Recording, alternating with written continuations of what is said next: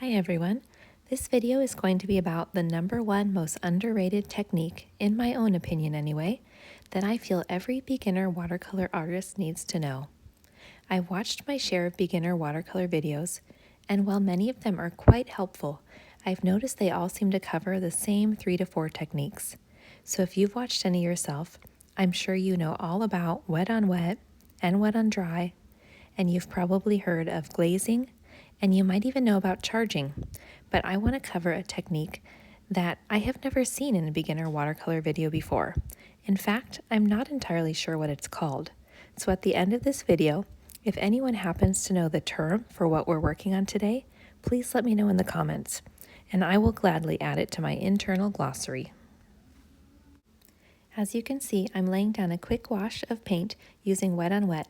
This is my first layer, and generally this is a time when we're only focusing on the lightest values. Because we're painting wet on wet, the colors are blending together, creating a soft muted backdrop. I'll be letting this layer dry before we move on to layer number 2. The second layer is usually the time to add in our midtone values. But when I first started painting with watercolors, that was precisely where the problems would begin. We're taking a look now at one of my early landscape paintings. There are a number of issues, I know, but I want to point out one in particular. Do you see how my trees and bushes seem to be detached from the background? Even the patches of grass look out of place, like they're floating. And my mountains, which are off in the distance and should be somewhat softer and less in focus, they have hard lines. So we're going to be going back to today's painting, and we're going to see if we can fix that problem. I'm going to refer to this technique as softening for the time being, and I'll be using my angle brush for this, but you can also use a flat brush or whatever you have available.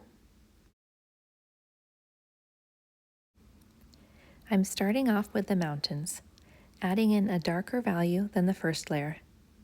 So far, it looks very similar to what I did on my other painting, but in a moment here, we're going to take a look at what we'll be doing differently this time around. I'm thoroughly washing out my brush, and I'm dabbing off all the excess water on a paper towel. I need my brush to be clean and damp, but not too wet. Now, I'm going over those hard lines at the edge and softening, just bringing it down a bit and anchoring the new color to the existing mountain.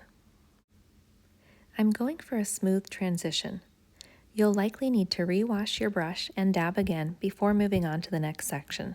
And that's okay, because making sure your brush remains clean and damp is very important for this to work properly.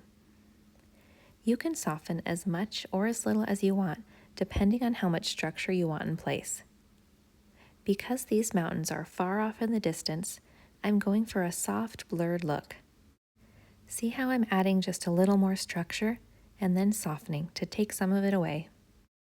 I like how we're left with almost a foggy look at the base of the mountains. And now let's try the same method with these bushes in the back left. I'm placing more mid-tone values into the scene, and then coming back through with my clean, damp brush to soften. Notice how this ties the bushes to the ground, and it also kind of gives a little bit of a shadow effect. In fact, I think if you play around with the direction you pull from the bottom, you could definitely get a nice cast shadow feel. I'm also lightly touching my brush to the other areas of the leaves because I don't want these bushes as crisp or as defined as the one in the front right will be. I find myself doing this over and over throughout my second wash. Almost every time I add an element to the painting, I soften, at least some portion of it that is, before moving on.